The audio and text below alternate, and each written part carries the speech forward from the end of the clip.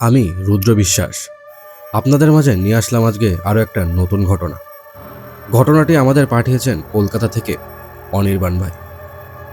আপনারা যারা আপনাদের সাথে ঘটে যাওয়া ঘটনাগুলো আমাদের সাথে শেয়ার করতে চান তাহলে rudyhorrorstory@gmail.com এই জিমেল অ্যাড্রেসে ঘটনাটি লিখে বা রেকর্ড করে আমাদের কাছে পাঠিয়ে দিতে পারেন। তো চলুন বেশি কথা না বাড়িয়ে আজকের সরাসরি ঘটনাতে চলে যাওয়া যায়। আজকের ঘটনা পর্ব 2।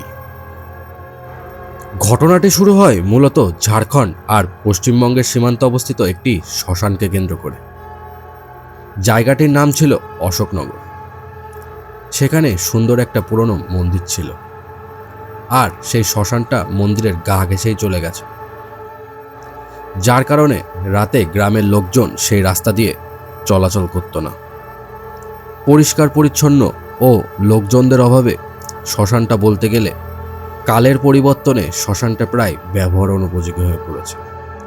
ঘটনাটি মূলত ঘটে অনির্বাণ ভাইয়ের সাথে। সে ওই গ্রামেরই ছেলে। পড়াশোনার সূত্রে সে কলকাতায় থাকে। কলেজ ছুটি হওয়ার কারণে সে গ্রামে চলে আসে। গ্রামে তার একটা বন্ধু ছিল যার নাম সৌম্য। অনির্বাণ গ্রামে আসলে সারাদিন তার সেই সৌম্য বন্ধুর সাথেই ঘুরে বেড়াতো। তারা গ্রামে থাকলেও তাদের ভিতর কেউই তেমন একটা ভূতে বিশ্বাস করতো না। আর একটা কথা বলে রাখি, তাদের দুজনেরই মাছ ধরার বেশ ঝোঁক ছিল। তারা যখনই সময় পেত মাছ ধরতে বেরিয়ে পড়ত। তখন সময়টা ছিল বর্ষাকাল। বর্ষার সময় গ্রামের নদীতে জল তখন কানায় কানায় পরিপূর্ণ। নদীর ধারের কিনারায় বসে বসে তারা দুই বন্ধু সিদ্ধান্ত নেয় যে আজ রাতে তারা শ্মশানটার ওখানে যাবে আর তারা মাছ ধরবে। আর তাদের মনে একটাই কৌতূহল ছিল যে গ্রামের ওই পরিত্যক্ত শ্মশানটায় লোকজন ভয় কেন পায়, আর এই কারণেই তারা ওই পরিত্যক্ত শ্মশানটার গ্রামের লোকজনরা ভয় কেন পায় সেই জিনিসটা দেখার জন্যই তারা ওই রাতে শ্মশানটায় যাবে, মানে আজ রাতে। তো যেই কথা সেই কাজ। তারা ঠিক করে যে রাতে বাড়ির সবাই ঘুমিয়ে পড়লে তারা কাউকে কিছু না জানিয়ে ওখানে যাবে। তারা রীতিমতো রাত্রের খাওয়া দাওয়া সেরে মোবাইলে অ্যালার্ম সেট করে ঘুমিয়ে পড়ে। রাত তখন প্রায় 3টা। অনির্বাণ ভাই অ্যালার্ম বেজে ওঠে। তখন সে তাড়াতাড়ি করে গুছিয়ে বাইরে বের হয়ে তার বন্ধু সৌম্যর জন্য অপেক্ষা করতে থাকে। কিছুক্ষণ দাঁড়িয়ে থাকার পর তার বন্ধু সৌম্য ভাইও চলে আসে। তারা তখন দুজনেই ওই শ্মশানের দিকে হাঁটতে শুরু করে, আর হাঁটতে হাঁটতে নিজেদের বিভিন্ন বিষয় নিয়ে আলাপ আলোচনা করতে থাকে। তারা প্রায় 15-20 মিনিট হাঁটার পরেই শ্মশানের কাছে পৌঁছে যায়। শ্মশানের কাছে পৌঁছাতেই তারা দেখতে পেল যে রাস্তার মাঝখানে একটা কালো বিড়াল বসে আছে, আর মনে হচ্ছে সেই বিড়ালটা যেন তাদের জন্যই অপেক্ষায় ছিল। এই জিনিসটা দেখে কিছুক্ষণের জন্য দাঁড়িয়ে যায়।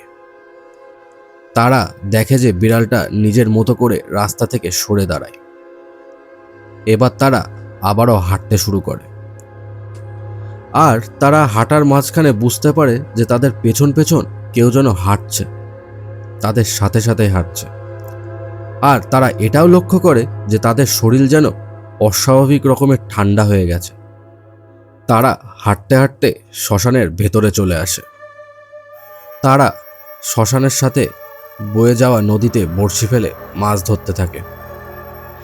মাছ ধরার এক পর্যায়ে অনির্বাণ খেয়াল করে যে পাশে ওর বন্ধু সৌম্য চিতার দিকে তাকিয়ে কি যেন একটা দেখছে। তার কোনো কিছুতেই হুঁশ নেই। অনির্বাণ অনেকবার ডাকাডাকির পরে সৌম্যর যেন হুঁশ আসে। তারা বেশি কিছু না ভেবে আবারও মাছ ধরতে শুরু করে। আজ তাদের বড়শিতে যেন অন্য দিনের তুলনায় একটু বেশিই মাছ বাচ্ছে। তারা বাড়ি থেকে বের হওয়ার সময় সাথে করে একটা হাঁড়ি নিয়ে গিয়েছিল, যেন সেই ধরা মাছগুলো হাঁড়িতে রাখতে পারে। তারা হঠাৎ করে শুনতে পায় কে যেন করুণ সুরে আর্তনাদ করছে। এই আওয়াজটা আসছিল পাশের ঝোপের ভেতর থেকে। তারা মাছ ধরা রেখে ওই আওয়াজটা শুনতে থাকে। তারা সিদ্ধান্ত নেয় যে তারা ওই ঝোপের ওখানে যাবে, আর কে এত রাত্রে এত কান্নাকাটি করছে সেটা তারা দেখবে।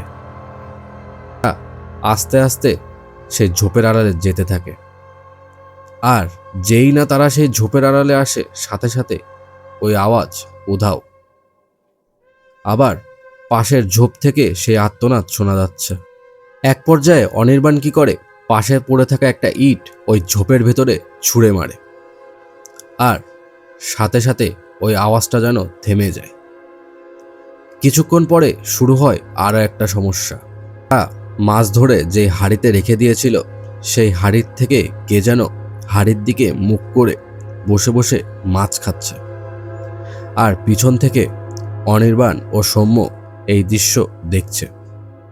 তারা কিছুটা ভয় পেয়ে পেছন থেকে বলতে থাকে, এই কে রে তুই, যে আমাদের ধরা মাছ খাচ্ছিস? তখন ওই অবয়বটি মাছ খাওয়া থামিয়ে মাথা ঘুরিয়ে তাদের দিকে তাকায়, আর দাঁত বের করে হাসতে হাসতে তাদের মাছগুলো ছিঁড়ে ছিঁড়ে খেতে শুরু করে। এই অবয়বের চোখগুলো একদম লাল, আর মুখটা মনে হচ্ছে পুরো লোমে ভর্তি, আর মুখ দিয়ে অনবরত লালা গড়িয়ে নিচের দিকে পড়ছে।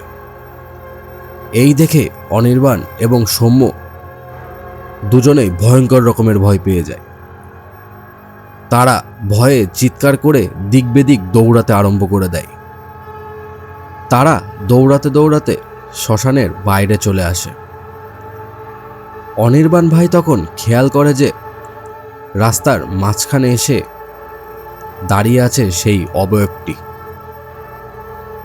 ওনার থেকে প্রায় 10 থেকে 20 হাত দূরে, যেটা তার দিকে তাকিয়ে রাগে যেন ফুঁসছে যে তাকে ধরতে পারলে এখনই মেরে ফেলবে। তিনি কিছুক্ষণ পর খেয়াল করল অবয়বটা যেন তার দিকে ভাসতে ভাসতে আসছে, আর এক পর্যায়ে ভাসতে ভাসতে তার মুখের সামনে চলে এলো। আর মুখের সামনে আসার সাথে সাথে অনির্বাণ ভাইয়ের গায়ে মুখের ওপরে জোরে একটা থাপ্পড় মেরে দেয়। তারপর তিনি জ্ঞান হারিয়ে ফেলেন। এরপর কি হয়েছে তার আর কিছুই মনে নেই। সকালে যখন তার জ্ঞান ফেরে, তখন তার গায়ে প্রচণ্ড রকমের জ্বর, আর শরীর যেন অনেক ব্যথা। তার ডান গালে সে থাপ্পড় মারার দাগ একদম গালে বসে আছে। সে যখন তার বন্ধু সৌম্য ভাইয়ের কথা জিজ্ঞেস করে, তখন সে জানতে পারে সে নাকি শ্মশানের পাশে একটা পুকুরের সামনে কাদামাখা অবস্থায় অজ্ঞান হয়ে পড়েছিল। তারও নাকি অনেক জ্বর। তারপর অনির্বাণ ভাই একটু সুস্থ হলে লেখাপড়ার জন্য আবারও কলকাতায় চলে আসেন। তো অনির্বাণ ভাইয়ের সাথে ঘটে যাওয়া এইটাই ছিল ঘটনা। আপনাদের ঘটনাটি কেমন লাগলো আমাদের অবশ্যই কমেন্ট করে জানাবেন, আর ঘটনাটি ভালো লাগলে লাইক, কমেন্ট, শেয়ার ও সাবস্ক্রাইব করে আমাদের সাথে থাকবেন। ধন্যবাদ।